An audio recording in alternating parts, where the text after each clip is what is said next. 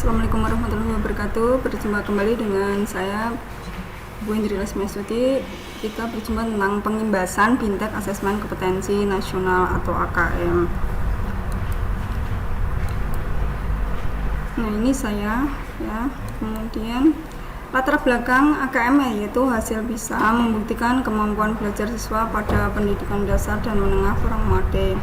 Pada tahun 2018, sekitar 70% siswa itu memiliki kompetensi literasi membaca di bawah minimum. Sama halnya dengan keterampilan matematika dan sains, 71% siswa itu berada di bawah kompetensi minimum untuk matematika dan 60% siswa di bawah kompetensi minimum untuk keterampilan sains. Skor PISA Indonesia stagnan dalam waktu kurun 10 sampai 15 tahun.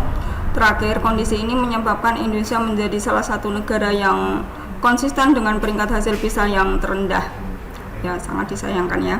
Kemudian menanggapi kondisi tersebut, reformasi asesmen diperlukan guna mendorong peningkatan kualitas pembelajaran. Pemetaan mutu pendidikan secara menyeluruh dibutuhkan. Untuk itu, pada tahun 2021 mendatang, Asesmen Nasional atau AN akan resmi diterapkan oleh Kementerian Pendidikan dan Kebudayaan dan ujian nasional sudah tidak lagi diberlakukan. Nah, evaluasi ujian nasional yang pertama adalah butir-butir soal UN hanya mengukur kemampuan kognitif siswa sehingga input dan proses pembelajaran kurang dapat tergambarkan dengan baik. UN kurang dapat dimanfaatkan guru untuk memperbaiki pembelajaran pada subjek siswa yang sama. Kemudian yang ketiga, UN itu kurang optimal sebagai alat untuk mengevaluasi mutu pendidikan secara nasional. Nah, sekarang perbandingan asesmen nasional dengan ujian nasional. Kriteria pembandingnya, asesmen nasional seperti apa, ujian nasional juga seperti apa. Kalau tujuan pelaksanaan untuk mengevaluasi mutu terkait sistem satuan pendidikan, yang ujian nasional untuk mengevaluasi capaian hasil belajar murid secara individu. Ingat, secara individu. Kalau jenjang penilaian itu dari SD sampai dengan program kesetaraan jenjang dasar dan menengah. Kalau ujian nasional itu SMP atau MTS, SMA, MA, dan SMK.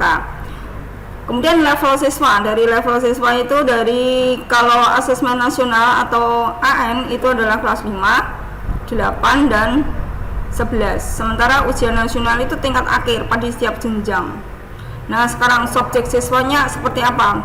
Kalau survei, siswa dipilih secara acak untuk mengikuti AN atau secara random ya.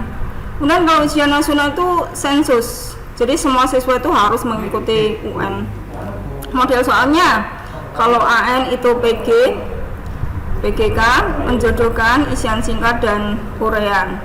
Sementara ujian nasional itu pilihan ganda dan isian singkat, atau matematika di tingkat SMA atau SMK.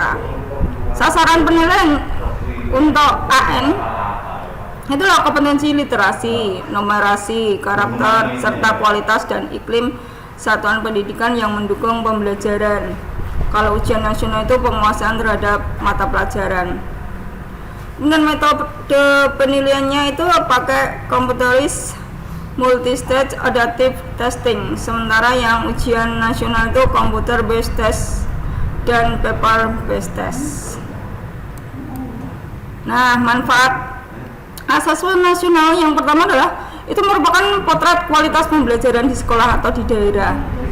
Kemudian umpan balik peningkatan kualitas atau pembelajaran sekolah atau daerahnya. Kemudian dasar untuk penyusunan program peningkatan kualitas pembelajaran sekolah atau daerah. Jadi manfaatnya cukup global ya kalau dilihat dari sini. Kemudian dilihat dari kompetensi siswa. Kecakapan hidup abad 21. Kemudian profil belajar Pancasila ini terinclude ya. Terukur melalui asesmen nasional berupa asesmen kompetensi minimal atau AKM, kemudian survei karakter, kemudian survei lingkungan belajar. Hasil asesmen nasional tidak memiliki konsekuensi apapun pada pencapaian proses belajar siswa, namun memberikan umpan balik untuk tindak lanjut pembelajaran dan kompetensi siswa. Nah, petunjuk dan teknis pelaksanaan asesmen nasional berbasis komputer dan bersifat adaptif.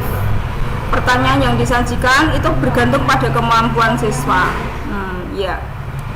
Kemudian petunjuk teknis pelaksanaan asesmen nasional itu asesmen kompetensi minimal, kemudian survei karakter, kemudian survei lingkungan belajar.